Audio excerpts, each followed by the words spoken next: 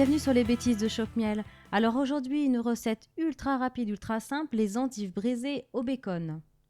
Alors pour commencer cette recette, vous allez laver les endives et ensuite vous retirez l'extrémité, le talon.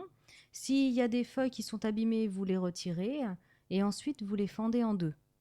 Alors pour bien choisir ces endives, il faut qu'elles soient bien brillantes, qu'il n'y ait pas de petites taches qui commencent à apparaître et que les feuilles soient bien serrées. Donc l'endive en fait est assez pâle parce qu'il n'y a pas de chlorophylle. Donc il faut, pour bien la conserver, la protéger au maximum de la lumière.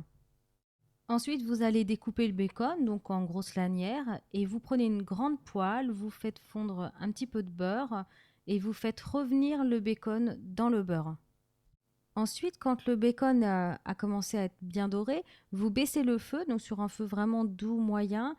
Vous allez disposer les endives que vous avez coupées tout à l'heure et vous allez les laisser comme ça mijoter pendant quelques minutes. Alors moi, je les ai laissées à peu près 5-6 minutes, donc sur un feu doux, moyen. Donc il faut bien surveiller. Et quand elles ont commencé à dorer un petit peu, vous pouvez les retourner après.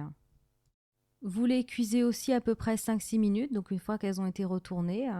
Et là, après, vous allez pouvoir ajouter le jus de citron et vous prolongez la cuisson. Donc là, vous pouvez mettre un couvercle. Encore une fois, j'ai oublié de filmer, mais une fois que vous avez mis le citron, vous mettez un couvercle et vous laissez sur un feu doux moyen.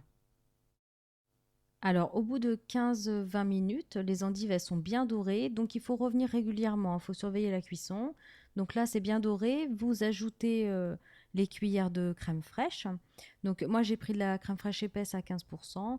Vous faites sur un feu doux moyen et vous mélangez bien, vous répartissez bien sur les endives.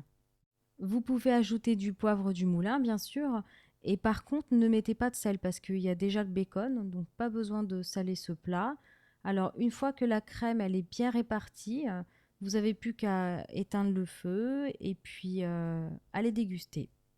Eh bien, je vous souhaite un très bon appétit et comme d'habitude, vous pouvez retrouver toutes les proportions de cette recette sur le blog www.chocmiel.com.